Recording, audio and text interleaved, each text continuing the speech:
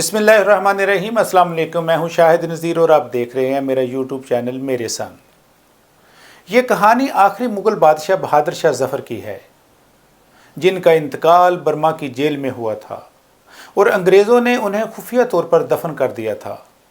और फिर हिंदुस्तान के आखिरी बादशाह बहादुर शाह ज़फ़र को बहरी जहाज़ में बैठा दिया गया। ये जहाज़ 17 अक्टूबर 1858 को रंगून पहुंच गया। शाही ख़ानदान के 35 मर्द और ख़वातीन भी ताजदार हिंद के साथ थीं। कैप्टन नेल्सन डेविस रंगून का इंचार्ज था। वो बंदरगाह पहुंचा, उसने बादशाह और उसके हवारियों को वसूल किया, रसीद लिख कर दी और दुनिया की तीसरी बड़ी सल्तनत के आखिरी बादशाह को साथ लेकर अपनी रहाइशगाह आ गया। नेल्सन परेशान था। बहादुर शाह ज़फ़र कैदी होने के बावजूद भी बादशाह था और नेल्सन का ज़मीर गवारा नहीं कर रहा था कि वो बीमार और बूढ़े बादशाह को जेल में फेंक दे। मगर रंगून में कोई ऐसा मकाम नहीं था जहां बहादुर शाह ज़फ़र को रखा जा सकता। नेल्सन ने चंद लम्हे सोचा और मसले का हल निकाल लिया।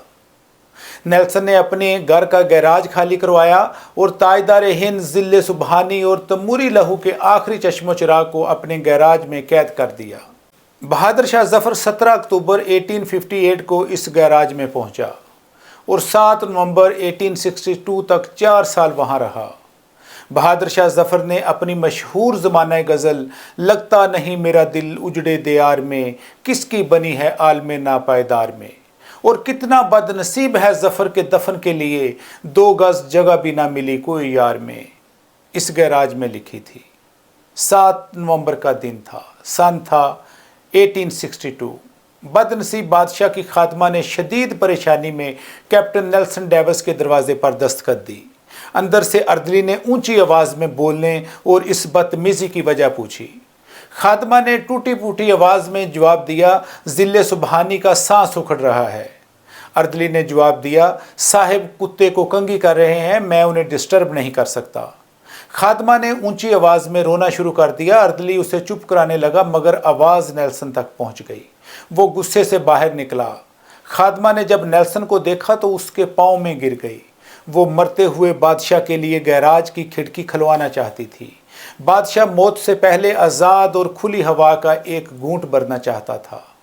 कैप्टन नेल्सन ने अपना पिस्टल उठाया, गार्ड्स को साथ लिया और बादशाह के गैराज में दाखिल हो गया। बादशाह की आखिरी आरामगाह के अंदर बदबू, मौत का सकूत और अंधेरा था। अर्दली लैंप लेकर बादशाह के सरहाने खड़ा हो गया। कैप्टन नेल्सन आगे बढ़ा। बादशाह का कंबल आधा बिस्तर पर था और आधा फर्श पर। इसका नंगा सर तकिए पर था और गर्दन टेढ़ी थी।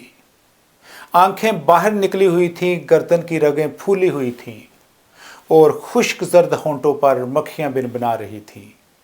नेल्सन ने जिंदगी में हजारों चेहरे देखे थे, लेकिन इसने किसी चेहरे पर इतनी बेचारगी और इतनी गरीबुल वतनी नहीं देखी थी। वो किसी बादशाह का चेहरा नहीं था, वो दुनिया के सबसे बड़े बेकारी का चेहरा था।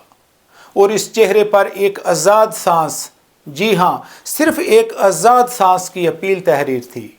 और ये अपील पुराने कुएं की दीवार से लिपटी काई की तरह हर देखने वाली आंख को अपनी गिरफ्त में ले लेती थी। कैप्टन नेल्सन ने बादशाह की गर्दन पर हाथ रखा। जिंदगी के काफिले को जंगल से गुजरे मुद्दत हो चुकी थी। हिंदुस्तान का आखिरी बादशाह जिंदगी की हद अबूर कर चुका था। कैप्टन नेल्सन ने बादशाह के लवाहकीन को बुलाने का हुक्म दिया। लवाहकीन थे ही कितने, एक शहजादा बख्त और दूसरा उस्ताद हाफिज इब्राहिम दहलवी। वो दोनों आए। उन्होंने बादशाह को गुस्ल दिया, कफन पहनाया और बादशाह की नमाज जनाजा पढ़ी। कब्र का मरहला आया तो ताजदार हिंद के लिए 2 गज ज़मीन दस्तयाब ना थी। नेल्सन ने सरकारी रहायशगाह के हाथे में कब्र खुदवाई और बादशाह को खैरात में मिली हुई मिट्टी में दफन कर दिया। कब्र पर पानी का छिड़काव हो रहा था, गुलाब की पत्तियां बखेरी जा रही थी तो उस्ताद हाफिज इब्राहिम दहलवी के खजार सीधा जहन में 30 सितंबर 1837 के वो मनाजर दौड़ने लगे जब दिल्ली के लाल किले में 62 बरस के बादशाह ज़फ़र को ताज पहनाया गया।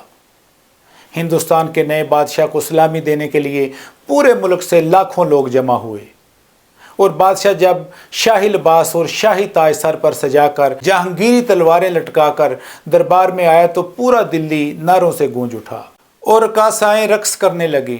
उस्ताद हाफिज मोहम्मद इब्राहिम को याद था, बहादुर शाह जफ़र की ताजपोशी का जश्न 7 दिनों तक जारी रहा और 7 दिनों तक दिल्ली के लोगों को शाही महल से खाना खिलाया गया।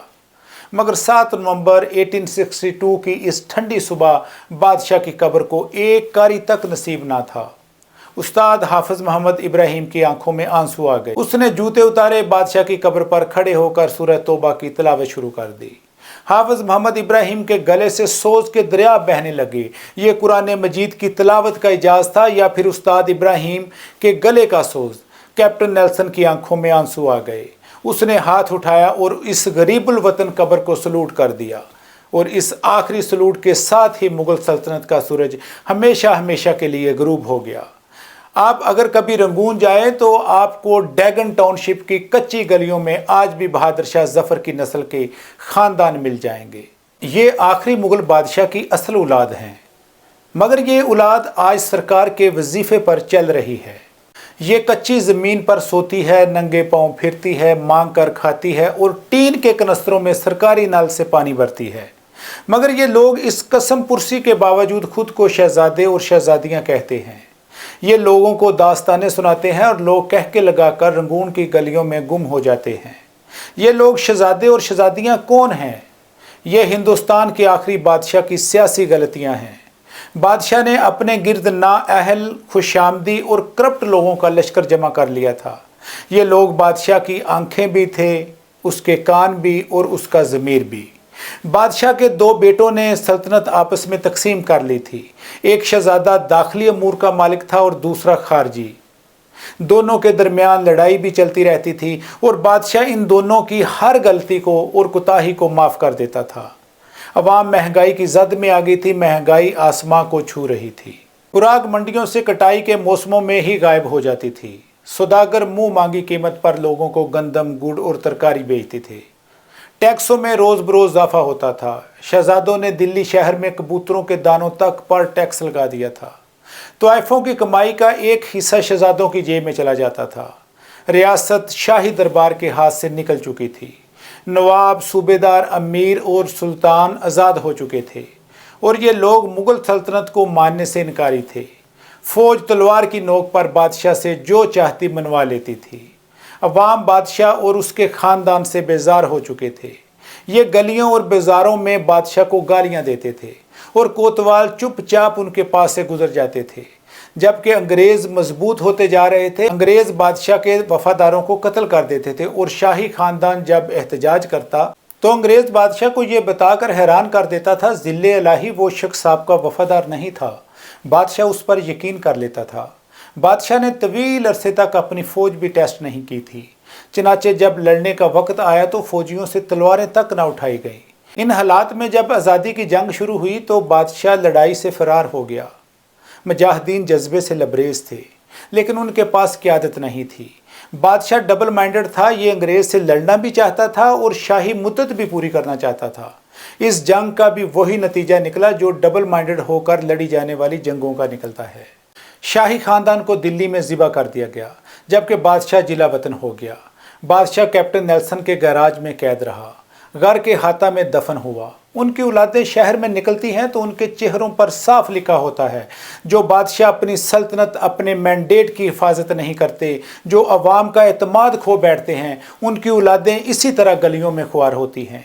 ये इबरत का निशान बनकर इसी तरह तारीख़ के चौक में भीख मांगती हैं। लेकिन हमारे हुक्मरानों को इस हकीकत की समझ नहीं आती, खुद को बहादुर शाह जफ़र से बड़ा बादशाह समझते हैं। नाजरीन, अगर आपको मेरी वीडियो अच्छी लगे तो मेरे चैनल को सब्सक्राइब करें, लाइक करें और कमेंट करें। नेक्स्ट वीडियो तक अल्लाह हाफिज़।